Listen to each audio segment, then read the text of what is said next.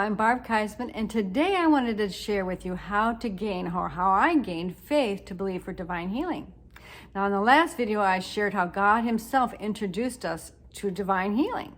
I had never seen it before, never knew of anybody else who had experienced it before, but afterwards I was like, I want to know more about this. How do I find out more about this? And so I started to read the scriptures, and what I came to find out right away is faith is required to see the miraculous. Jesus, when he was in Matthew 9:29, when blind men came to him and asked him to be healed, he said, "Do you believe I can do this?" And they said, "Yes, we believe." And he says, "Well, according to your faith, be it done unto you." Another time in Matthew, he was telling the disciples, he picked up the tiniest seed, it's a mustard seed, and he goes, "If you have faith the size of this mustard seed, you could say to that mountain, be moved from there to here, and it would do it. Nothing shall be impossible for you." Now, mountains can represent sicknesses and diseases.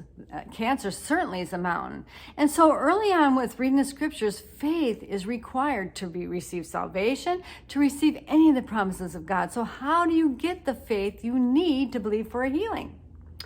Well, again, I said I studied the scriptures, but I also read what other people had to say on the subject matter. And one of those authors that I read was a man, he wasn't an author, this was a biography, was on the life of George Mueller. Now, George Mueller was a missionary in England in the early 1900s, or maybe late 1800s, I'm not sure, but his testimony was that he fed over 300 orphans without asking anybody for a dime. There were stories where they would have breakfast, they would line up and sit down at their tables on empty plates and pray and bless the food, and then wait. They had no food. And within 20 minutes, somebody would knock on the door and say, "Hey, my milk truck just broke down. Can you guys use milk?" And then sooner or later, then a little bit later, somebody else would say, "Hey, I have bread. Do you need bread?" George Mueller used to pray things into existence. He had bills that he had to pay or the orphanage would be closed, and he just devoted himself to prayer. He never said a word to anybody, and he would wait for God to provide. When I read that, it inspired me to trust in God in prayer more fully. And so here's what I did to practice divine healing, how to gain faith for it.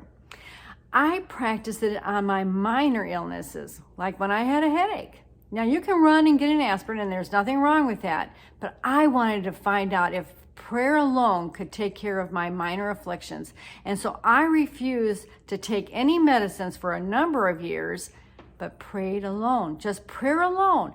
And sometimes I got healed fast, and sometimes I didn't. Sometimes you got to suffer through to find out if the promises of God are true or to practice your faith. But I was getting healed every time I needed it. Let's just say you're not ready to have faith and prayer alone to heal your sicknesses. But let's just say maybe you could do it for your provision. Or maybe another situation that seems impossible. We prayed in finances because we were self-employed, which is a lot of times like being unemployed. And God would meet us. There are many ways that you can exercise prayer to trust for God to provide for you. Healing, finances, whatever it is that you need. God has given us prayer so that we can have access to him. And if we don't pray, maybe we don't believe in prayer. But if you do believe in prayer, then pray and find ways to find out how God's word works. But you sometimes have to stop fixing things yourself to give God a chance to show you what he can do. I took some risks. They were all on me. I didn't do this for my kids. But in time, I found out that, yeah, God does work through just prayer alone. So look for opportunities just to pray something into existence. And I'll give more stories later on and how I challenged my kids to do that and later in when they got older. Anyway, remember to hit the subscribe button if you like this video. I have more coming. Again, I'm Barb Keisman, and you've been listening to Dare to Dream Once More.